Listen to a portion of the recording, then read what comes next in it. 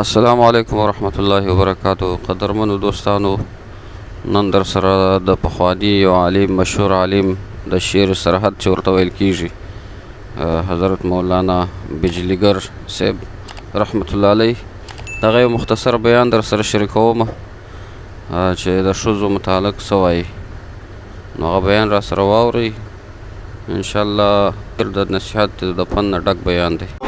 تو خدای مې دې قسم واورئ،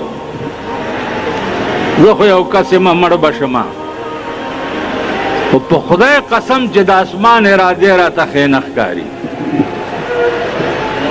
تاسو خو د حد نه ووتئ، د حد نه ووتئ خو تباه کېږئ. ښځې کنټرول کوي، الله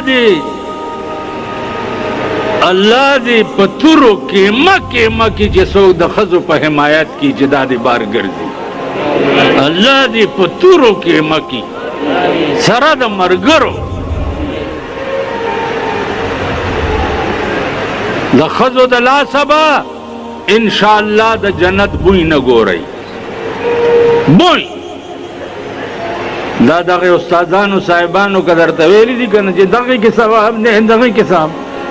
قدرمن دوستانو، تاسو د بیان واورېدئ چې مولانا بجلیګر صاحب څه وایي د ښځو په متعلق باندې. وایي څوک چې د ښځو په حمایت کې راوځي چې ښځې د بهر وځي، هغو ته یې ډېره سخته بددعا هم وکړله. او بل دا چې دا حقیقت هم دی. نبي علیه السلام فرمایي، حدیث مبارک دی چې النساء حبائل الشیاطین، دا ښځې چې دي دا د شیطانانو رسۍ دي. نو چې دوی ته داسې کلم چوټ ورکړي، مطلب ایله کې، نو بیا به د هر فتنې لاره خلاصېږي.